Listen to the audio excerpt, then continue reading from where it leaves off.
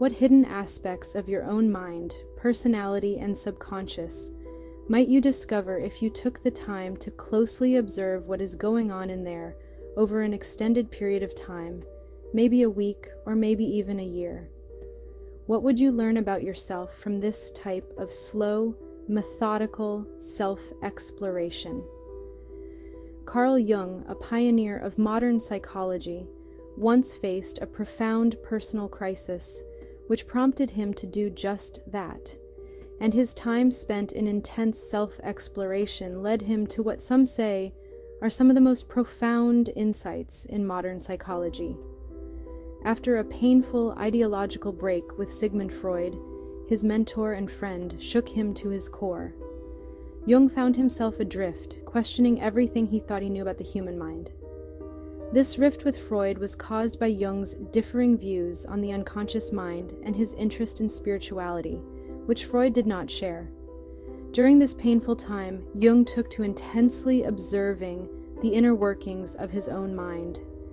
And this period of intense uncertainty became the unlikely catalyst for a groundbreaking journey into the depths of his own psyche. In 1913, at the age of 38, Jung began to keep a detailed record of his inner experiences. He meticulously documented his dreams, visions, and fantasies, giving birth to what would later become known as the Red Book. Jung filled this large leather-bound volume with his meticulous handwriting and vibrant illustrations. It became a sacred space for him to explore the uncharted territories of his own unconscious. His decision to confront his inner turmoil head-on was a radical act of self-exploration. He understood that true understanding of the human mind could not be achieved solely through intellectual analysis. It also demanded a willingness to delve into the mysterious and often unsettling realm of the unconscious.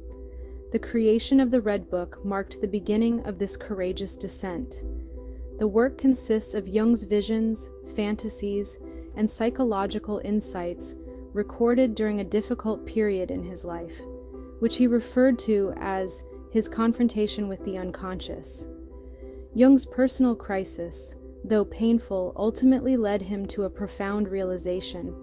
The unconscious, he discovered, was not simply a repository of repressed memories and desires.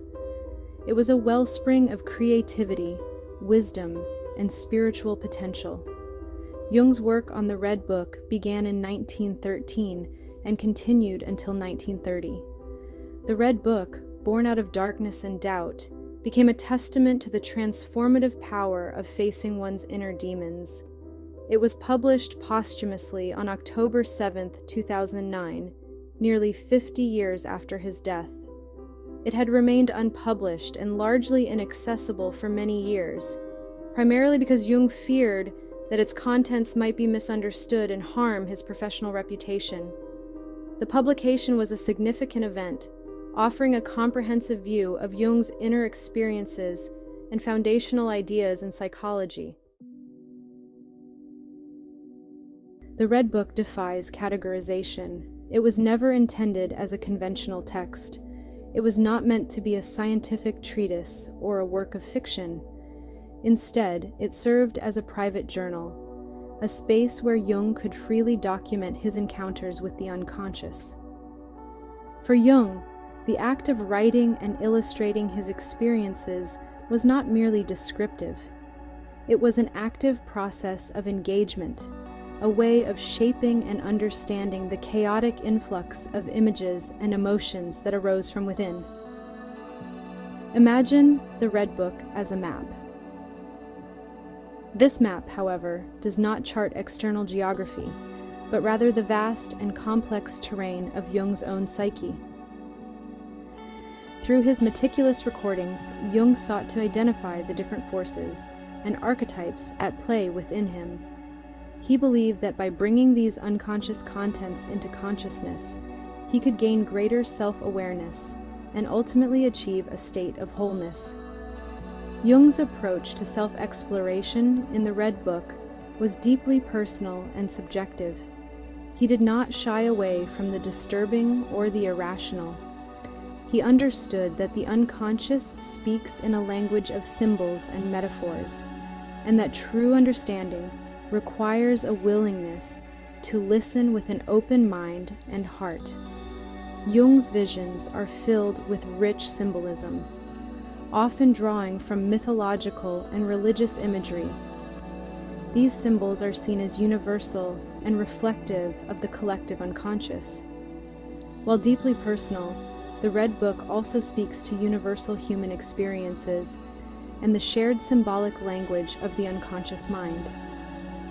The Red Book stands as a powerful reminder that the journey of self-discovery is not a linear path. It is a winding and often challenging exploration that demands courage, honesty, and a willingness to confront the unknown within. It laid the groundwork for many of Jung's later theories, including the collective unconscious, archetypes, and the process of individuation. The Red Book, though deeply personal, has a clear structure. It is divided into three main sections: Liber Primus, Liber Secundus, and the Scrutinies. Each part represents a distinct phase in Jung's journey of self-exploration, reflecting his evolving understanding of the unconscious. Liber Primus, the first and longest section, recounts Jung's initial descent into the depths of his psyche. Here, we witness his encounters with fantastical figures, symbolic landscapes, and profound philosophical reflections. This section is characterized by a sense of rawness and immediacy, as Jung grapples with the overwhelming power of the unconscious. Liber Secundus marks a shift towards greater integration and understanding. Jung begins to organize his experiences into a more coherent narrative, exploring themes of rebirth, individuation, and the search for meaning. The Scrutinies, the final section, represent Jung's attempt to analyze and interpret his experiences from a more objective standpoint. The Red Book's complex structure mirrors the labyrinthine nature of the unconscious itself. It is a journey through layers of meaning, where each section builds upon the last, offering deeper insights into the workings of the human mind. Carl Jung's work is still relied on today in many aspects of modern psychology and philosophy. Modern influential thinkers like Jordan Peterson and Sam Harris have spoken and written extensively about Carl Jung's Red Book. Jordan Peterson, a clinical psychologist and professor, often references Jung's work, including the Red Book, in his discussions about the human psyche and the importance of mythology. He views the Red Book as a profound exploration of the unconscious mind. Peterson argues that Jung's vivid imagery and symbolic narratives provide deep insights into the human condition, offering a framework for understanding our inner struggles and aspirations. On the other hand, Sam Harris, a neuroscientist and philosopher, has critiqued some of Jung's ideas, including those in the Red Book, for lacking empirical support and being overly mystical. Harris acknowledges the literary and historical significance of Jung's work, but remains skeptical of its scientific validity. He argues that while the Red Book is a fascinating document, it should be approached with caution and a critical eye. Peterson's and Harris's viewpoints reflect the ongoing debate between the value of subjective experience and the need for empirical evidence. Through their lenses, we gain a richer understanding of the Red Book's place in contemporary thought and its enduring impact on the field of psychology. Whether viewed as a mystical journey into the depths of the unconscious or critiqued for its lack of scientific rigor, the Red Book continues to captivate and challenge readers. It stands as a testament to Jung's pioneering spirit and his unrelenting quest to uncover the mysteries of the human mind. How we can use Carl Jung's Red Book in our own lives. By engaging with the Red Book, we can embark on a journey of self-discovery and personal growth, much like Jung did. Let's delve into some practical steps and insights on how to integrate these profound concepts into our daily lives. First, consider starting a journal dedicated to recording your dreams and inner thoughts. Much like Jung's Red Book, this journal can become a sacred space where you explore your unconscious mind. Write down your dreams each morning and reflect on their symbolic meanings. Over time, patterns and themes may emerge, offering valuable insights into your psyche. Next, embrace active imagination, a technique Jung himself used. Find a quiet place and let your mind wander. Engage in a dialogue with the figures that appear in your imagination. Ask them questions and listen to their answers. This practice can help you uncover hidden aspects of yourself and bring unconscious material to the surface. Additionally, consider creating art inspired by your inner experiences. Jung's Red Book is filled with intricate illustrations that depict his inner journey. You don't have to be an artist. The act of creating can be therapeutic and revealing. Use colors, shapes, and symbols to express what words cannot.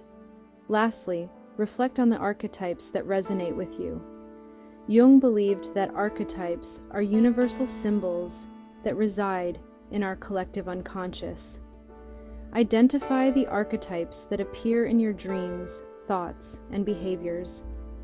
Understanding these can help you navigate life's challenges and opportunities with greater awareness. By integrating these practices into your daily routine, you can engage with your mind in an intentional and deeply personal way. This journey of self-discovery and personal growth can lead to a richer, more meaningful life. Just as Jung ventured into the depths of his unconscious, so too can you embark on this transformative path. Remember, the Red Book is not just a historical artifact. It is a living document that continues to inspire and guide those who seek to understand themselves more fully. Embrace its wisdom and let it illuminate your journey. Thank you for watching. Take a moment to subscribe if you would like to continue on this journey of self-discovery together.